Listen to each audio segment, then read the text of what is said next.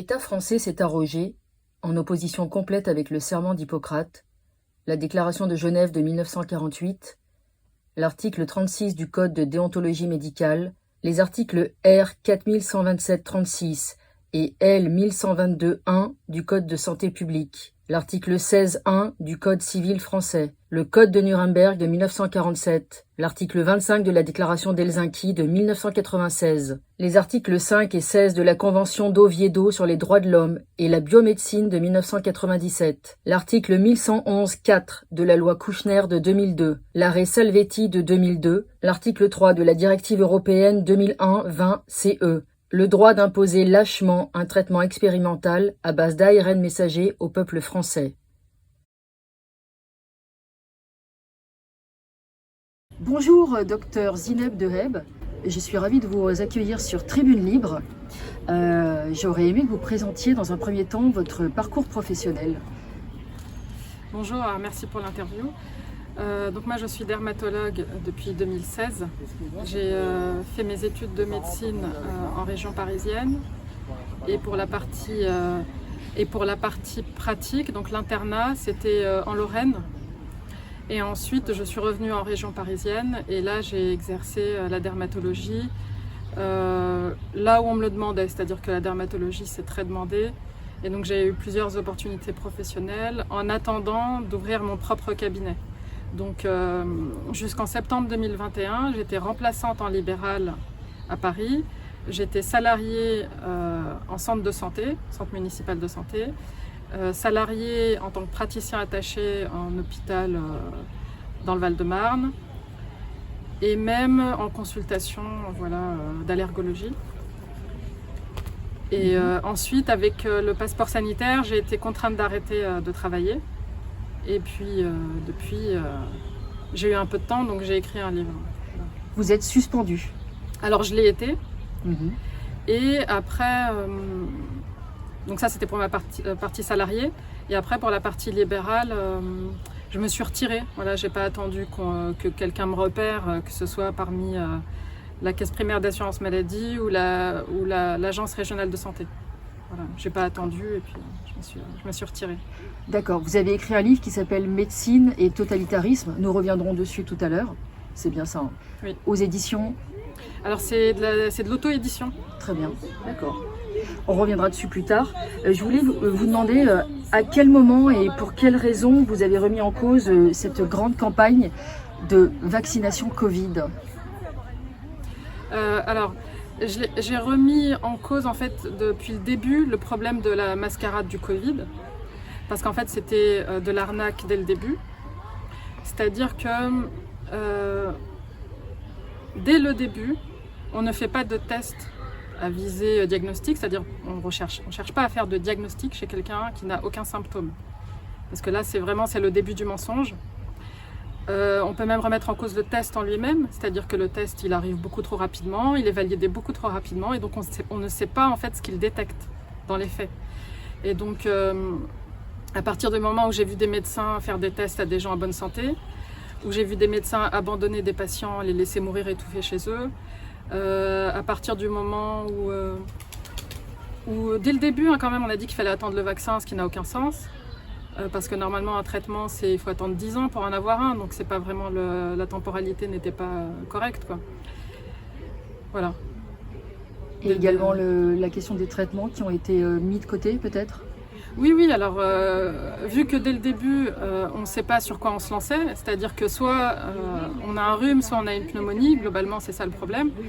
On est face à un rhume, face à une pneumonie, on n'a pas vraiment besoin d'avoir un test pour savoir quel traitement on donne en fait, on n'est pas obligé de le savoir. Donc, en fait le problème c'est que on a des traitements, c'est-à-dire que même si on a un virus qui est nouveau, à supposer qu'il existe, un médecin sait quand même comment réagir en faisant ce qu'on appelle de l'analogie, c'est-à-dire que je sais devant telle pneumonie d'origine virale, je sais à peu près comment réagir, j'essaye, voilà, il n'y a pas vraiment de raison de dire non, j'essaye pas, quand les traitements sont anciens.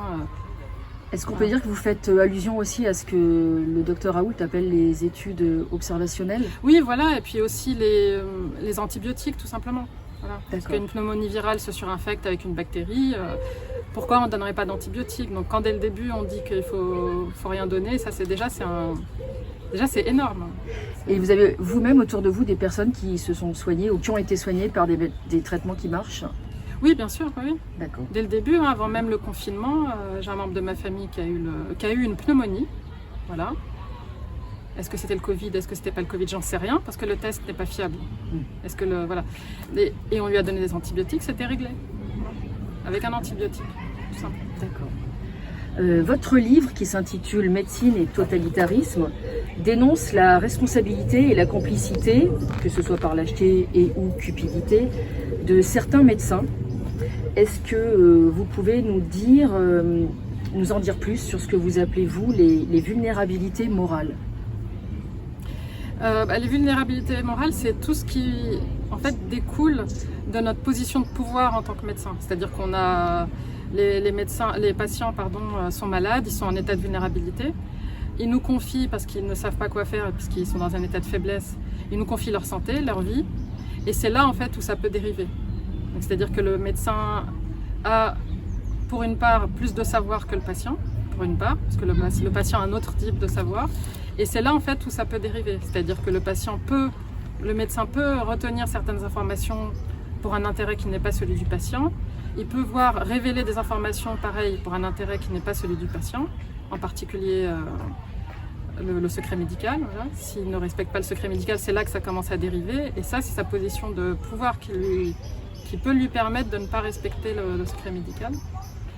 Et voilà, donc dans la pratique, c'est ce qui s'est passé, c'est-à-dire qu'à partir du moment où le médecin a dit j'obéis aux journalistes et puis à l'État qui me disent qu'il ne faut pas que je donne de traitement, en fait c'est là où la dérive elle a commencé, c'est-à-dire qu'après c'était la mise à mort. Et c'est des étapes qui ont été très très rapidement franchies.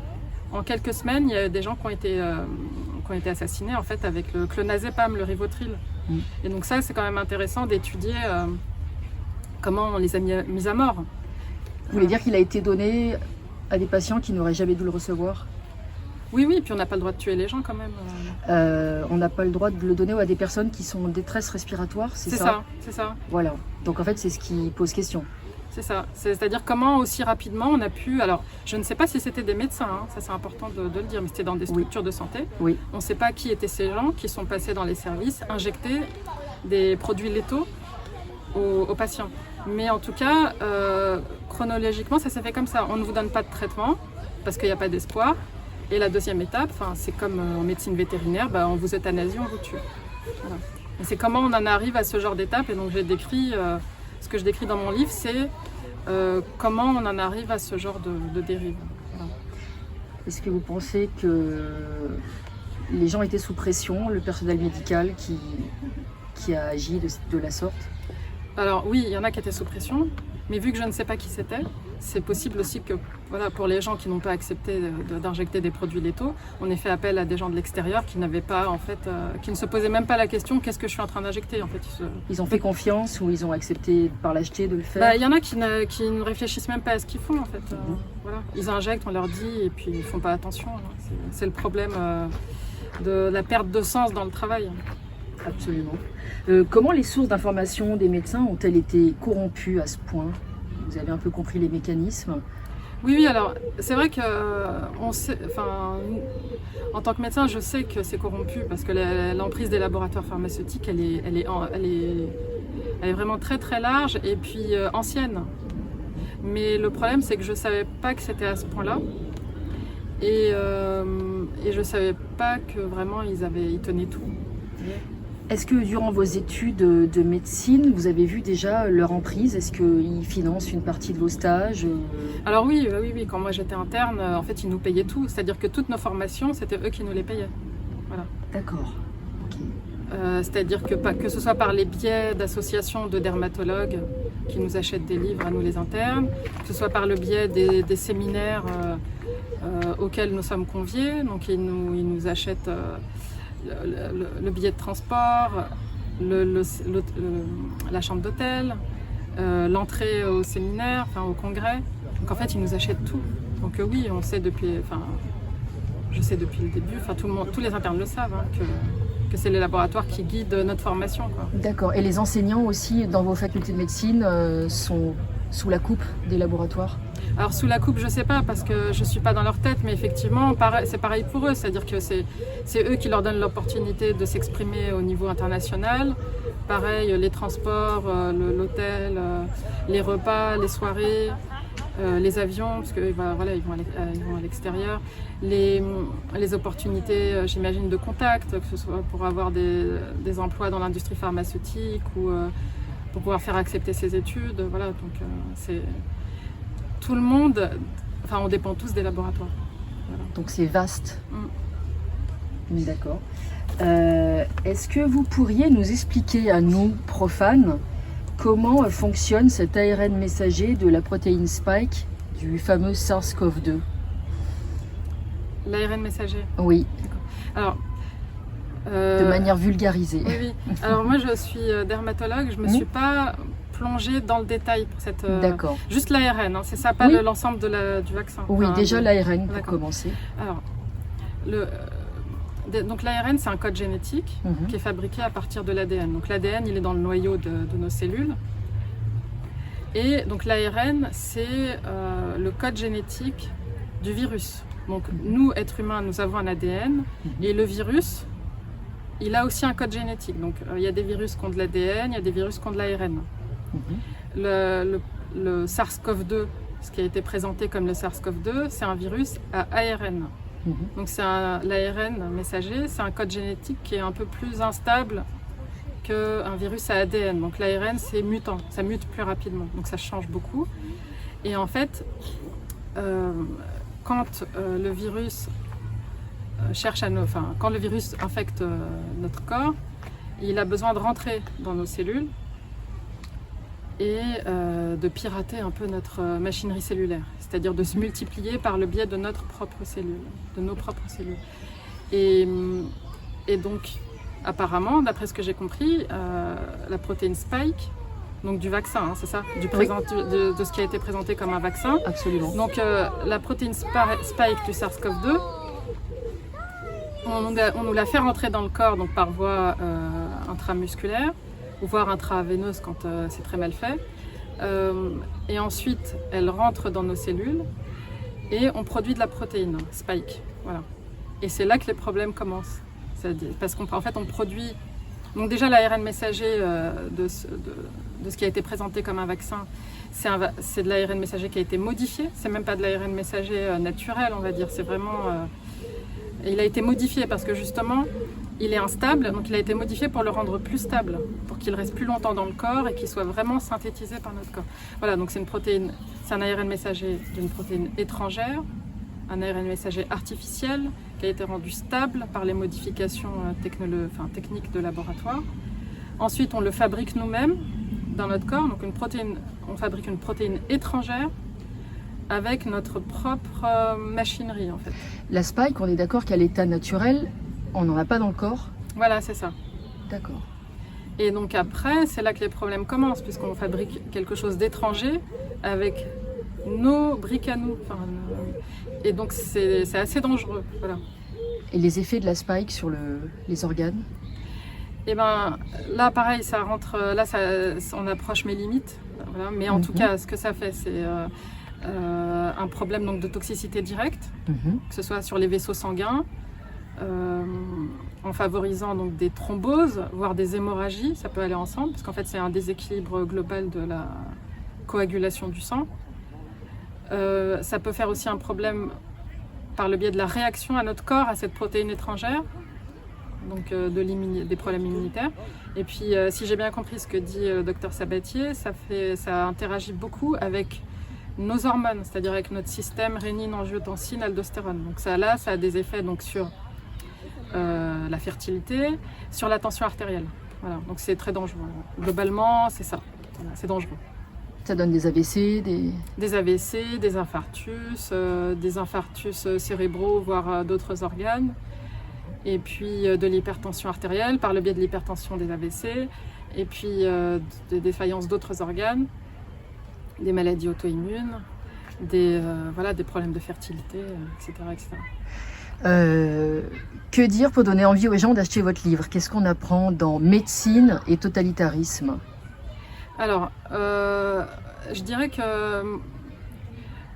ce qu'on apprend, c'est en fait comment les médecins en sont arrivés à penser qu'ils faisaient de la médecine tout en ne faisant pas du tout de médecine. C'est-à-dire qu'ils ont continué à travailler, ils pensaient faire de la médecine et en fait ça n'avait rien à voir. C'est-à-dire qu'ils ont abandonné les connaissances médicales et ça je montre en quoi ils les ont abandonnées, et deux, comment ils ont abandonné l'éthique médicale. C'est-à-dire que moi je prétends pas savoir être la seule à savoir ce qu'est la médecine, c'est juste j'observe ce qu'on faisait avant l'épidémie de fin 2019, début 2020. Qu'est-ce qu'on faisait, pourquoi, sur quels principes on se basait, et puis qu'est-ce qu'on a fait à propos de cette maladie-là. Et donc j'explique comment on en arrive à vraiment tout mettre de côté comme ça, à changer de pratique. Et puis c'est aussi pour montrer aux gens, pour bien faire comprendre aux gens que ce genre de raisonnement qui a été appliqué à l'épidémie construite du SARS-CoV-2, c'est très dangereux si on les applique à d'autres maladies.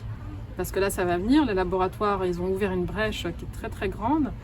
Et si on applique les mêmes raisonnements à d'autres maladies, donc des maladies qui vont inventer, il suffit d'inventer un test, découvrir des maladies imaginaires, et là c'est la dérive en fait, c'est les dérives infinies.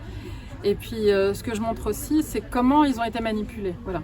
Parce que moi l'avantage, comme je vous ai dit, c'était que je travaillais sur beaucoup de postes différents. Donc j'ai pu observer des gens qui ont été en contact direct avec des malades atteints de pneumonie. J'ai pu être en contact avec des médecins qui ont injecté eux-mêmes. J'ai pu être en contact avec des gens qui ont eu les effets de l'ARN. J'ai pu être en contact avec des gens, que ce soit en hôpital, en centre municipal, bref, j'ai vu beaucoup de profils et j'ai pu constater comment chacun raisonnait et comment il avait été manipulé dans son cas particulier. Voilà. Parce que je pense que chacun a été manipulé dans un but bien précis, c'était qu'on se fasse tous injecter, puisqu'au final, dès les premières semaines, on nous a dit qu'il fallait attendre l'ARN, enfin qu'il fallait attendre le prétendu vaccin. Le sauveur. Le sauveur, voilà. Le gris-gris, je ne sais pas comment on peut l'appeler autrement. Le miracle. Le miracle, voilà, le miracle. Et donc chacun était manipulé. Et moi, c'est ce que... Voilà, j'avais plutôt une vision, je pense, globale sur la situation. Et j'ai vu comment chacun était manipulé. Et puis je me suis basée sur d'autres travaux, parce qu'il y a à peu près 30 pages de référence. Sur en particulier les travaux de psychologue, docteur en psychopathologie Ariane Biran, parce qu'en fait c'est vraiment, faut comprendre que d'un point de vue dermatologique, moi je suis juste médecin dermatologue, ça me dépasse complètement, parce qu'en fait c'est de la psychiatrie ce qui s'est passé, et moi je suis dépassée, donc j'ai eu besoin d'autres sources que mes propres observations, parce que en fait j'avais tellement d'informations qu'il fallait que je les organise, et en fait c'est en me basant sur d'autres personnes, sur le travail d'autres personnes, que j'ai pu faire quelque chose de cohérent. Parce qu'en fait, j'arrivais pas à faire un tout cohérent avec ce que j'avais. Avant début 2022, là, j'ai commencé à comprendre ce qui se passait, donc 2 ans plus tard. Voilà. Vous avez étudié les techniques d'ingénierie sociale C'est ça, oui, j'ai tout regardé. Donc vous êtes cultivé un peu comme moi, finalement. Oui, on n'avait pas le choix, parce que... Par exemple, quand moi je dis à un collègue, mais écoute, c'est pas un vaccin, en me basant tout simplement sur mes livres en fait, et puis sur les cours qu'on a eu en commun. Et quand je vois que rien que cette phrase-là l'agresse et qui se ferme complètement et qu'on peut plus discuter, moi je suis perdue en fait. Je sais pas pourquoi on peut plus s'entendre sur ce sur quoi on s'entendait il y a quelques mois, quoi. Parce qu'un vaccin c'est une protéine, l'ARN messager c'est pas une protéine. Je sais pas quoi faire. Donc effectivement, pour moi là, on rentre dans autre chose que la médecine, voilà, que la médecine d'organes, quoi. Bien sûr, dans l'émotionnel, l'irrationnel. Voilà, l'irrationnel plutôt, ouais. Et à ce moment-là, vos rapports avec vos collègues se sont tendus? Ah bah oui, j'ai rapidement vu que j'étais complètement décalée par rapport à mes collègues, donc j'ai essayé de faire profil bas, parce que une seule phrase peut braquer, et puis je vois bien qu'en fait, quoi que je dise, ça change rien. Ça change rien. Et d'ailleurs, quels sont aujourd'hui vos rapports avec votre ARS? L'Agence régionale de santé, j'ai pas eu de contact avec eux, aucun. Aucun courrier? Non, non, rien du tout. Alors je peux pas dire pourquoi, mais je sais, j'ai fini par comprendre pourquoi. J'ai eu aucun contact avec l'ARS. Donc tant mieux, parce que je déteste les administrations inutiles, parasites et puis boursouflées, ça m'intéresse pas. Je veux pas avoir affaire à eux.